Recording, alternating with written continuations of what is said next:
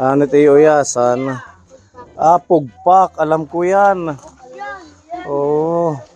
Patingin ang mga pugpak ngayon. Yung pugpak dati makakapal eh. Ito. Ito makapal. Pamato ano? Hala sige. Buo yun eh. Hala iya. Laraban. Nanit pagpupugpak. Dala kara ma eh. Double kara. Ito 1 piece. Susugaran. Ay 3 piece. Tapos pag humuyang asay na. Yun na yun. Panalo na yun. Wala di pa. Wala. Sapa. Yada. Sapa. Asay na at. Diret asay. Tara. Wag. Pulo. Yun na yun. So panalo na siya pag ganon. Wag. Kuyang na naman. Dati text. Yung text na rectangle. Ngayon pugpak. Ayun. Yan, panalo na yun. Thank you ha mga kuya. Yan, nandito tayo sa Barangay Sorok, Caponi at bibisitahin natin si Tatay Romeo. May dala tayong groceries pagmamahal po ni Ate Maricel kay Tatay Romeo. Kasi ngayon na may pugpak ano, para hiyang kanta. Pugpak, pugpak, pugpak. Sa'yo mamili.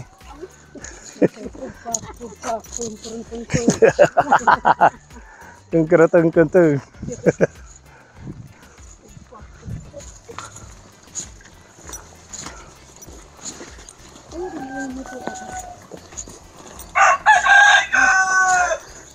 Opay. Kaya kulop. Tatay. Ano na, kumusta? Kamusta na apoy? Ha? Nakukumos na. Nakukumos na. Kasi ko nakukurumos na. Nagtutungkod ka na.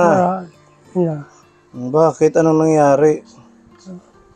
Di na nakakalakad masyado? Hindi na. Hindi ba ko? Tungkod ko di ka. Ano po? Baka tungkod ko di kakalakat. Kailan pa itong nagtutungkod ka? Matagal na yan. Matagal na. Kuya John Paul. Ano na Kuya John Paul? Tulog ka lang ng tulog. Sarap buhay. Ano? Ay, sir, walang trabaho. Kasi sarap po. Pagtrabaho it iba. Hiyang na hiyang si Kuya JP. Ipapakilala pala ko sa inyo, sir. Sino ang papakilala mo? Sila mama. Sila yung anak niya. Nandito yung anak ni tatay. Okay. Asan yung mama ni Ayun po. Kuya? Ikaw. Nagbakasyon sila? Opo, nung Na miesta? yung pista po dito, nung bisperas po. Kailan yung piyesta dito? June? Doon naman ang tupo. Naghanda-handa kayo. Opo. Ano na yung handa? Isang kilo lang na baboy tsaka pansit. Sila nanay, di ba? Galing Manila. Siguro may dalang ano yan. Panghanda sa piyesta. Nagluto kahit paano. Meron naman. Meron naman po. Pwedeng makilala namin si nanay. Ano? Ayan. Siya yung anak ni Tatay Opo, Romeo. yung pinuntahan doon sa Maynila, nung pumunta din ako nung nakaraan. Ano tingaran ate? Risa po. Ang ilang anak ka ni tatay? Panganay. Ilan kayong anak ni tatay? Dalawa lang. Buti na nakabakasyon kayo dito. Nagkaan ng pamasahe. Oo. Nakahanap po. Tsaka saktong walang pasok ano. Opo, bakasyon na. Oo, makabanding niyo muna si tatay. Ilan po kayong umuwi? Nung Hindi, ilan kayo? ay 3. Kasama mo yung mga anak mo. Isa, kaya nabunso. Anong 3 lang. So, si tatay isama nyo na. Para may ano siya, may mag-aalaga. Kasi dito naman si Kuya John Paul, mukhang busy sa pagpapatron lang si Kuya. Ano? Patron lang binabantayan. Patron lang binabantayan, pista lang. Patron. Kailan ang uwi nyo? Ngayong 24. Ng Ngayong June 24. O kasi magpapasukan ano. Papasukan na sa July. Malapit rin enrollan. Mag-enrollment na naman. O di ba? At least na ano muna. Kasama nyo dito si tatay. Maganda ngayon, hindi na namamagagano pa ano. Dati na mamaga. Dati na maga yan. Bangin nagkikinanhin tambok. Kaya ti kang ang patron. Nagkikinanhit nga mga kuan mirepilya. Napakuan it sula siki. Dahil ano? Hindi na mo dati din yung gawin ko nagalakad. Ngayon maganda nga nakakaano na eh. Buti na bilhan nyo nito. Nitong Nakakaano na. tungkol niya. Yung bago kami dating dito, 2 paa yung namamaga. Ay, ganon. Ingat din ngayon, hindi nag-ano nakakaano. Lakadan ko. Mainam na ito, ano na lang isama nyo. Di ba dati nandun yan sa inyo? Tapos umuwi lang bumalik dito dahil nainit daw. Oo, nainit. Tapos hindi rin siya doon naglalakad-lakad, ayaw lumabas. Yung amin doon, pag ngayon tagulan sapa kasi yung baba, malakas ang tubig. Saan kayo doon? Sa Bulaw, Santa Maria. Oo. Kasi Creek may lang mga, yung amin eh. may Creek. mga ano din doon, ilog-ilog, ano, yung tabing mga daluyan ng irrigation. Sapa yung amin, sa baba. Kaya pag tagulan, wala di talaga makapaglakad doon sa pag malakas ang agos ng tubig. So saan po yung anak mo dito nakasama? Ay, Ayun si Kuya. Kapatid ni Kuya John Paul. yan ang buwan. Mm, Kasunod sa kanya, tapos yung maliit. tapos ito. Nag-grade din na, mag-grade 1, mag-grade 2 rin, may pasukan. Asan na yung motor mo? Ay, ano? Pa, kailan Ito naman. na. Bigay ito ng ating sponsor Kaponi. Ayan, at least nagagamit mo pa. Gamitin mo sa tama. Anong isang araw nahuli ka daw, wala kang mga lisensya, walang plaka, walang helmet. Buti nakuha mo pa ito. Opo, pero buti may ano din sila. Buti binigyan na lang din. Nagsabi lang sa akin na susunod mag-helmet ka din. Oo. Hindi naman, parang masyado silang nanguhuli. Kala ko nga lang din na. May helmet ito. Ayaw niya lang isuot. Pinadala ko yung bagong helmet ko sa bahay. Saan mo sinusuot ang helmet? Sa braso. Sa siko. Ang helmet ay sa ulo. Minsan, nilalagay ko lang dito pag ano, Oh, yan naman pala. Talagang may multa yan eh. 500 yata. 500. Hindi nagmulta ka. Bayad Nagbayad. ko ng 500. Oo. Oh, di ba? Yan, at least naiingatan pa niya. May sticker pa dito. Sino tong puging-pugi Kaya ito, dito? buti nga ito yung, Ah, buti nga sa akin ito, yung nagano sa akin. Yung ito. ano? Kilala daw sila dito. Kilala. Itong sticker kilala nang nanghuli. May sticker ka pala kay Puni Aldi. Oh. Sabi niya sa akin, oh meron. Nakalusot tayo sa sticker. Oh, pero wag mo gamitin yung mga sticker sa kung ano-anong mga kalokohan. Mababan tayo. Ano? Nataranta lang naman ako nung nahuli ako nun. Kaya diniin ko na lang ito. Okay pa naman. Nagana pa. Waray naman hibang. Wala na. Okay. Lagi mong i-maintenance, change oil, tsaka tune up para may service ka. Sino bang nagbigay sa'yo nito? Si Tita... Kalimutan ko na. Tita Gloria? Tita Gloria, tsaka si Tita Gloria del Pilar. Shoutout mo si Tita at least nandito pa sa'yo. maraming salamat po Tita Gloria. Ito pa rin, buhay pa yung motor. Kahit isang beses na aksidente na rin. Ingat ka ha. Po sir. Anong pinagkakaabalahan ngayon ni Kuya? Bukod sa pamimiesta. Wala na po kung alam ko sa mga pista dito.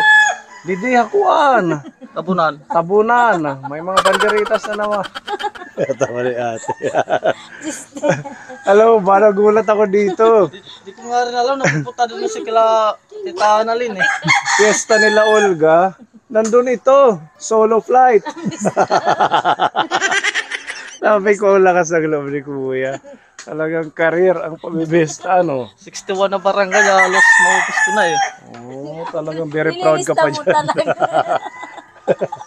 Okay na din, at least tipid sa ulam, ano? Opo, pero nagdadala rin ako ng balot. Kahit Pipick paano out eh. ka. Babalutan mo si tatay. Ha? Opo, yung mga adobo lang sa kanya. Basta yung mga tuyo. Opo. Sa Huwag Manila, yung mga may sabaw, ano? Oo, di ba? At least to. Tiyap. Ang tawag sa waray, tiyap. Tiyap na Madiskarte. Tiyap mamatron. Nice meeting you, Ate Risa po. Risa, ang anak ni Tate at saka nanay ni Kuya John Paul. Anong masasabi mo kay nanay na binakasyon kayo dito? Tagal-tagal na rin, mga Ilang taon ka na bang hindi nakakauwi? Mula nung graduate siya ng grade 6, ngayon lang ako nakauwi. Ewan ko anong taon yung graduate ng grade 6. mga Ngayon 7 lang. years na yata. Kasi, 7 years na. kaya rin ako nakakauwi kasi minsan, hindi ako pwede umuwi mag-isa kasi may sakit din ako sa, yung hindi ako nakakalakad.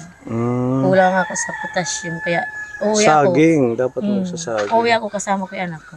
Mm. Kaya, hirap din sa, Ano ang trabaho mo sa Manila?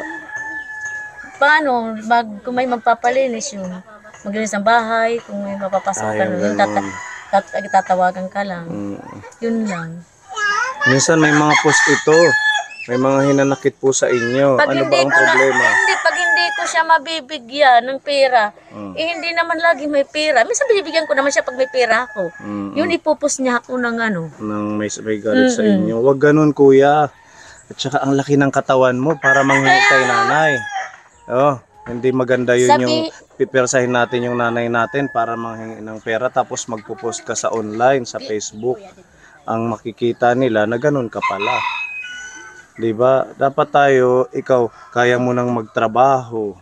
Binigyan ka ng magandang katawan ng ating Diyos. Kumilos. Hindi tayo pwedeng umasa kay nanay. Instead na hihingian mo siya, sabihin mo na lang kay nanay, nanay, bigyan nyo na lang si tatay. Iyon na nga. Kesa sa ikaw ang manghihingi. Dahil malakas ka pa naman para manghingi. Ano, kuya? Yun yung mindset dapat. po, sir.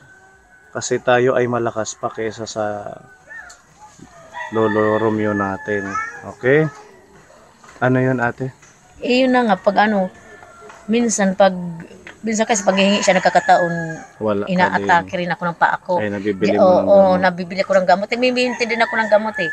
Pag may pera ako, minsan pag nagtatabi ako, panghanda ko nga dito, minsan magchat-chat, pahingi ng ganito. Yun, bibigay ko, papajikas ko yan. Meron na ako dito ng Gcash, siya naghahatid. Minsan nagkakasabay sila. Minsan di ko na siya uunahin bigyan, dito inuuna ko. Kaya minsan nagagalit, di ko siya nabibigyan. Ayun na, nagpost na, nababasa ko. Di ko na inintindi. Nagugulat ako siya. Nakatag pa yung pangalan mo. Kaya sabi ko, uy, wag ka magpost ng ganyan kasi buong nababasa yan. Kaya yung mga kamag-anak ko, galit na galit. Dapat respeto. Galit na galit sa kanya Respeto sa yung... nanay, sa magulang. Kasi kung hindi dahil sa kanya, wala ka dito sa mundo. Ano, kuya, huwag kang magtatampo kung hindi kanya mabibigyan. Intindihin mo din kasi hindi naman, tingnan mo ang trabaho niya, nang lilinis ng bahay, naglalaba, mahirap yun. Tapos may iba ka pang kapatid na nag-aaral. At saka huwag kang mag-self-pity. Kasi minsan nagkukupush siya na hindi daw siya pinag-aral, ganyan-ganyan. Yung iba niyang kapatid. Oo, yun nga, inaano niya. Bakit yun naman hindi pinag-aral?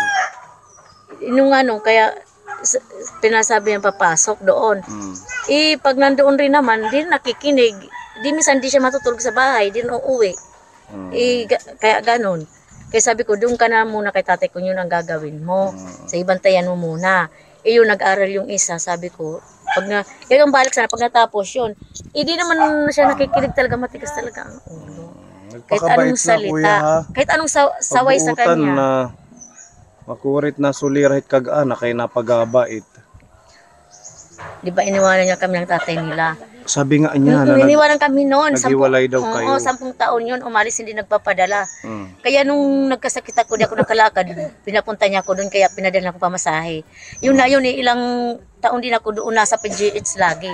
Lagi ako nasa ospital. Kaya hindi na siya na pag-aaral.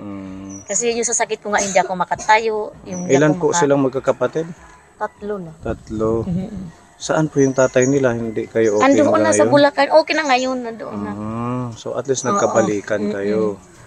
So wala nang Sabi ko sa kapatid ko, mag-aaral siya ng maayos para di maging katulad sa akin. Kaya yung grade 12. Kag-graduate lang ngayon ng grade 12. Ganun na lang, focus na lang sa kanyang pag-aaral. At saka, intindihin mo si nanay mo. Inano ko lang sa kanya, pag nangihingi, siyempre, di naman lagi may pera, di ba? Sabi ko sa kanya, sa ano na lang mag-antay ka. Pag magkahanap ako, Gcash ko agad. Sabi ko, chat kita. Mag-antay ka lang ng ilang araw o ilang linggo lang. Kasi di naman lagi, pag may manghihingi siya na lagi ako may hawak. Ang hirap sa kanya, di mag-aantay. Gusto niya agad, Oo, agad. Pag nanghingi, gusto agad bigay. Hindi naman namumulot tayo ng pera doon Ihahanapin ko pa nga. Tsaka nagtatrabaho ka na, di ba kuya? Nag-work ka na, construction. Oh, yun. Ano ka na lang. Sariling sikap. Pag na tayong umasa sa kung sino man, kung kaya natin magtrabaho, kumita, edi yun na lang. Minsan napanood ko sa YouTube, nanonood ako lagi sa YouTube, minsan pag-ano yun, kasi nakita ko sa YouTube. Minsan ko na nabibigay ng ng ayuda. Pagtatawag ko kay tatay, tatay sabi ko, pag wala ka ng ayuda, yun nga, binibigyan ko sila. May sabi ko, mayroon ka pa ba pagkain? Iwan ko, parang wala na yata kasi si John Paul, saan dinadala? Sabi niya. Ay, sabi niya, di ko na inaano yan. Sabi niya, iwan ko, kaya wala rin ako dito, di ko alam. Yung gusto ko na lang sana na ipasama ko na lang sana sa kanya, kaso mas gusto niya talaga dito. Pag nagkakasakit, sasabihin ko ano naman nangyayari. Sama ka na lang daw. Ha? Ayaw ko. Kasi ayaw din niya doon, kasi pag nandoon, di naman siya lumalabas talaga, nagkahiga lang lagi, nakaupo. Lalo namamaga yung paan niya. Mas gusto niya dito kasi sariwang hangin. Paglaklakad-lakad, pupunta pa siya doon, pupunta dyan sa mga pamangkin niya. Pag nandito naman siya, pinapadalan ko naman talaga yan siya ng pera. Yung di ko na sabi ko sa najijikasan ko, pwede sabi ko, pakidirekta na lang kay tatay, wag mo ibibigay dyan kay John Paul. Si tatay mismo bibigyan mo, kaya hinahatid dyan dito nung nagjijikas. Ganun Mismo, kaya sabi ko, wag mo ibibigay. Yung ganun pinapajikasan ko yan, lagi sila ng pera. Sabi ko, pag may pera ako, papadala talaga ako. Bubuligin Naan ko tatay. naman yan ng pera. Pag bili nila, pag wala na silang pagkain, bili ng bigas, ulam. Kasi yung mga barkada natin, nandyan lang yan pag meron tayo. Pag tayo ang nawalan, nga. Ang walang ibang tutulong sa atin, ito, mga kapamilya mo. Kaya niya din siguro gusto umalis si tatay. Para yung, siya lang dito mag-isa, kung saan-saan na siya, Oo. yun siguro yung kasal makakarating. Solo niya na ang bahay. Ano ang gagawin? John Paul, kung ano mo sa ating alagaan, kahit na madigaan magtrabaho, sabi ko. Kahit pagkain lang, sabi ko, mapibigyan ko naman kayo. Basta pag sinabi ko na, wala pa akong pera ngayon, wag muna yung Huwag pilitin. Sabi ko, sa ganitong araw, i-chat kita. O pag nakahanap ako ng pera, chinachat ko siya agad. Tatay, ganito, ito na, mayroon na, pinajikas ko na. May maghahatid mamaya. Yun ang ginagawa ko, kasi yung pera, hinahanap ko rin. Di naman yung agad-agad ako may pera pag manghingi. At saka yung ating ayuda, para alam mo, no? Ulitin ko to sa'yo, yung ating ayuda kay tatay, para kay tatay yan, hindi yan para sa kung sino. Ikaw, kaya mo pa magtrabaho kahit hindi ka na makikuha dyan Kay tatay yan Yan yung sabi ni Ate Maricel, kagaya ngayon may dala tayong ayuda, halagang 2,000. Sabi ni Ate Maricel, ayuda para kay Tatay Romeo. Hindi ayuda para sa kung sino man. Kasi ikaw kung tutusin, ulit-ulit lang, malakas ka pa. Hindi mo pa yun kailangan. Maliban na lang kung senior ka na, pwede ka rin ayudahan. Diba tatay? Ganun ang gawin ha, makinig ka. Magsikap ka kuya. Dapat meron tayong goal, meron tayong ambisyon sa buhay. Hindi yung puro ganyan lang, barka-barkada. O, si nanay mo mismo ang nagkukwento na matigas talaga ang ulo mo. Kaya, yan, wala tayong magagawa kasi buhay mo naman yan. Kung ayaw mo makinig sa mga payo, ikaw lang din ang gagawa ng kakabuti sa sarili mo. Di ba nanay? So at least nakita nyo ang kalagayan niya dito. At saka, yan, meron siyang bahay, silang dalawa ni kuya. Itong bahay, hindi lang to sa'yo. Ginawa ito, kayong dalawa ni tatay mo. Kung hindi dahil kay tatay mo, hindi kayo magagawa ng bahay. Baka iniisip mo, kaya mo pinapasama na lang si nanay dahil sa'yo ito. Hindi. Kasi kung ganun ang mindset mo, na gusto mo siyang paalisin para maging malaya ka dito, hindi. Tatanggalin ko to dito. Kung gusto mong ikaw lang. Kasi ang bahay na ito ay ginawa para kay tatay. Sa inyong dalawa. Iba na Risa. Hindi pwede yung magkakaroon tayo ng ganun. Okay na ako pag umalis si tatay. Wala na. Oo, kahit mag-ano na, happy na ako dito. Ano apoy? Oo. Sa inyo ito. Kaya yun yung ating project pabahay ay para sa inyo. Number 32. Alain mo 32. Tapos ngayon, ilan na ba? 40? 40 na tayo, ano? Congratulations at napabahayan natin ang tatay ninyo. Yan, at kaya kami nandito bukod sa pagpayo kay kuya.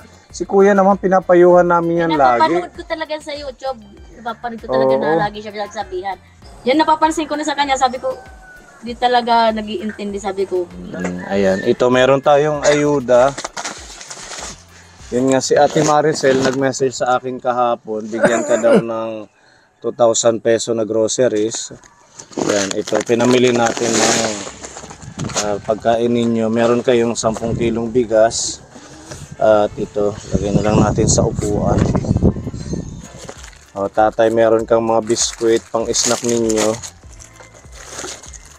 Ayan, at ito sabon. Igburunak niya, hit iabado. Ayan, mga energy, Milo at saka kape. Nagkakape ka pa? So kayo, nagkakape ka? pinapanood ko. Sige yan. Timplahan nyo na lang, Ate Risa. Tapos cup noodles. At ito po yung iba ka po dyan natin ilalabas. May mga dilata. Ayan, meron tayong tuna. Ito bagong product po ito ng Pure Foods. Ayan, Carne Norte. Sinubukan natin dalan si tatay, baka magustuhan niya. Tapos beef loaf. Tapos yan.